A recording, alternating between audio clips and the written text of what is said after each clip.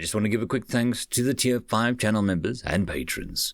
Bob the Dragon, Datamagnet, Sergeant Puma, Cat Crab Lobster, and Duck Machine. Thank you very much for the support. It is much appreciated. Story number 1. Warmth, written by Ogosh. We, the esteemed and favored Ascalad, first children of the suns, writers of our own destiny, and masters of the self. We knew that our adventure into the great expanse of space would lead us to discover life. At its discovery, we would be changed.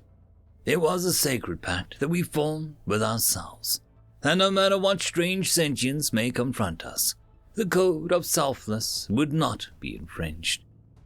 It was, after all, the code that made us strong. To stand apart, we thrive together. The strong individual brings power to the whole, and the weak fade, having sacrificed themselves to maintain the strength of the whole. By this law, the Ascalad seized the stars and stood together in the heavens, divided. Then the many philosophers ponder that strange nature of the humans. Our first encounter with the sentient, extraterrestrial life was with these soft-skinned creatures. Like us, they possessed 2 arms and 1 head with 2 eyes. Unlike us, they walked on 2 lower appendages that resembled flat hands and stubby fingers. We told them that they looked like our cave Scavai from our homeworld. They said that we resembled Lamias of theirs. I should one day wish to encounter one of these Lamia. But I digress. Our interest in humanity waned almost immediately, however. Our technology eclipsed theirs, and the planets that they chose to colonize were either too cold for the Ascalad standards or too large. For decades, we watched humanity's slow crawl out of their home system with a mixture of tepid curiosity and neglect. Our communications were short, irritatingly frequent, and almost always initiated by them. Like hatchlings, they sought to learn as much as they could from us as possible. Their curiosity would be endearing if it were not so tiring. One particular message that would appear with vexing regularity always came after we deigned to allow a human to witness our sacred ritual of selfness. They used a word that we had no direct translation of: apathetic. It would not be until after the Clashful 7 incident that we would learn what an insult it was. No, insult is the wrong word. A harsh lesson that we were not prepared to learn. Gashol 7 is a harsh and cold planet inside humanity's domain. Of course, they colonized it. When the intersystem transport shuttle Ictharius suffered a debilitating hull breach and was forced out of hyperspace, it found itself caught in the planet's gravity well, and was sent plunging into the expansive boreal forest on the planet's surface. Between the breach and the crash landing, 870 of the 925 Ascalad on board perished. By the code of selfness, there would be no attempt to retrieve them from their fate. The survivors would struggle for their own salvation. Should any individual survive, they would return as champions of their own race, exalted and revered. 19 more died of exposure before the humans arrived. The humans' first responders to the crash site had never heard of the code, though, as we would learn, they would have ignored it anyway. They came with food and medical supplies, blankets and shelters. When they discovered our bodies did not produce its own warmth, they embraced the survivors and kept them warm by sharing their own body heat.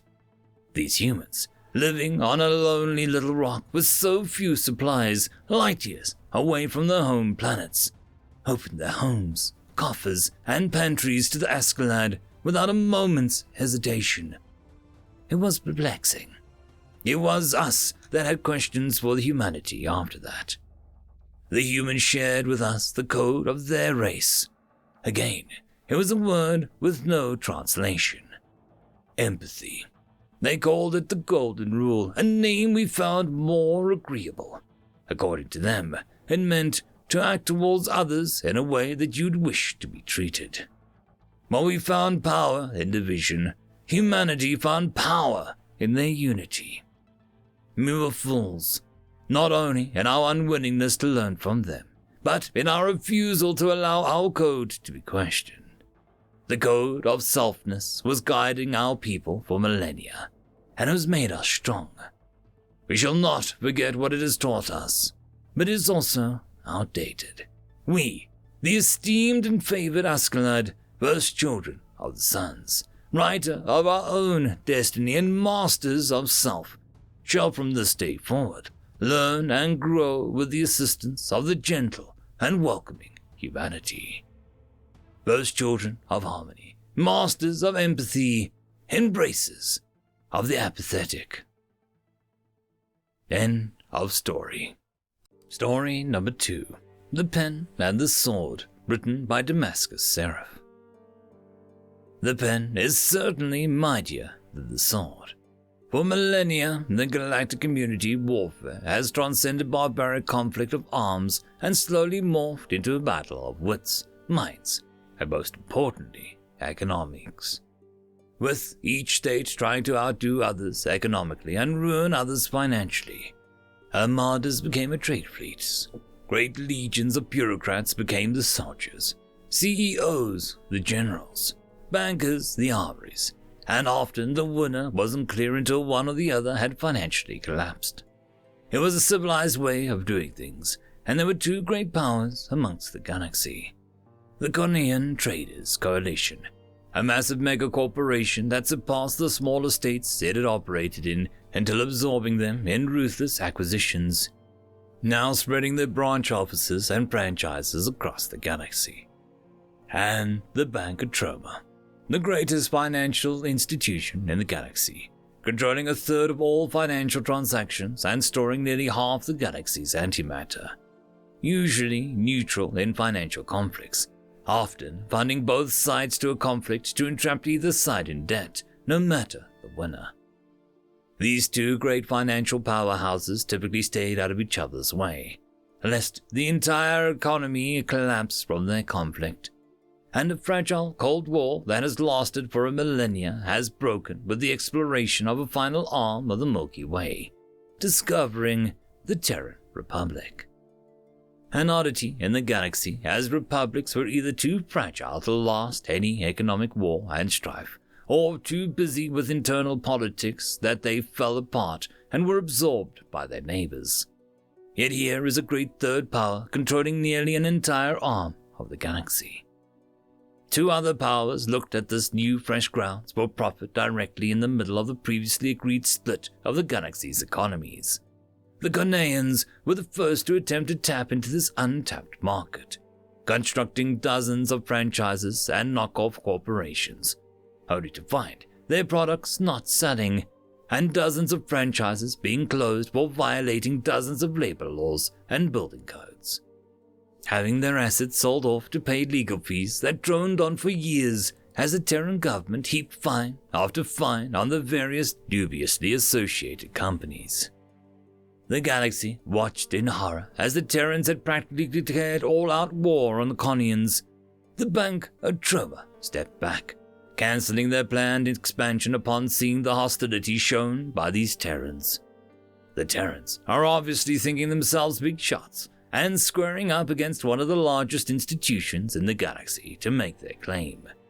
Let them fight. The bank will always be ready to swoop in to finance either side should they show signs of collapse. Having a great power in your debt would cement their place at the top. The first battle of the war came a few years later. After the lawsuits finished and new, more legal companies were established and began to buy stock in various Terran corporations, prices skyrocketed as all Cornean franchise companies began purchasing every stock there is, even the most worthless stock imaginable. A basic tactic everyone was surprised was working against the Terrans. Surely, a supposed third superpower would have been easily able to prevent this.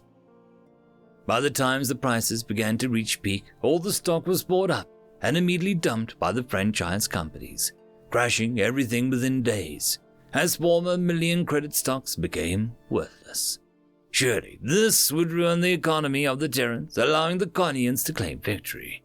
The Corneans publicly claimed the war won, owning the collapse of the Terran economy as another badge of pride on their wall, and waited for the Terran envoys to come begging.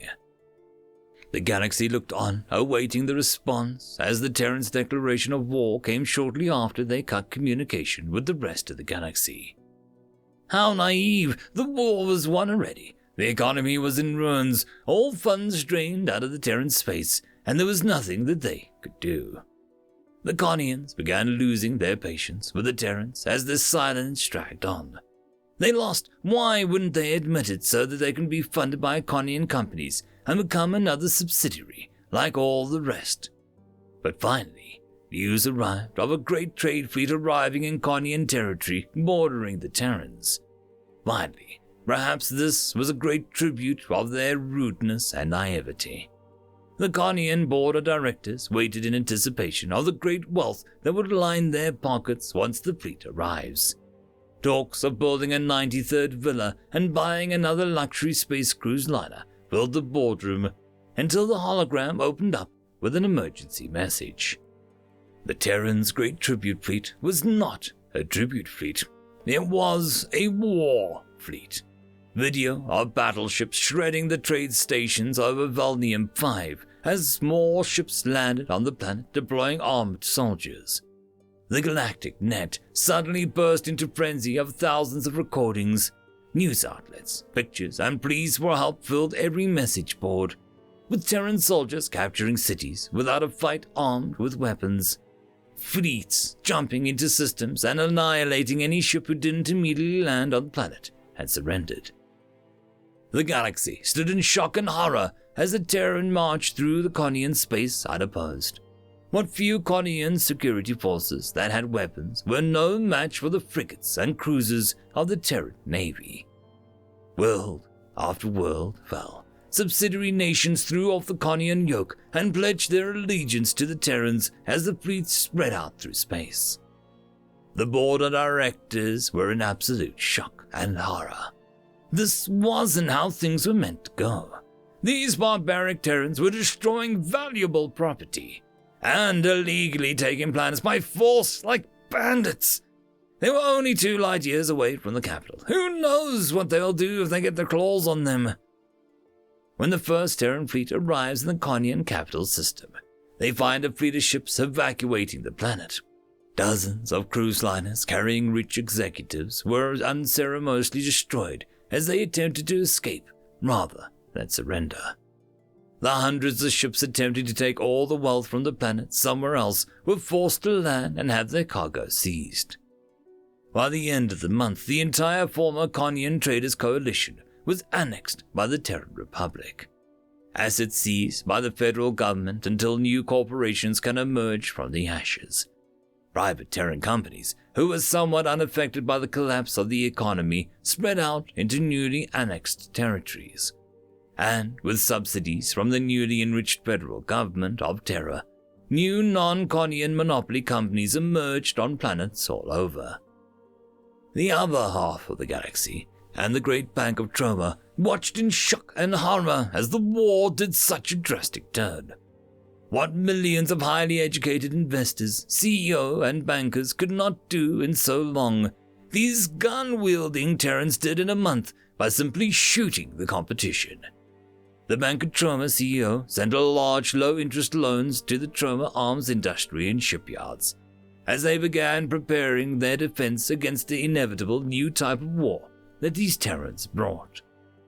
For the galaxy realized so suddenly, what good is a pen when you have no sword to defend it?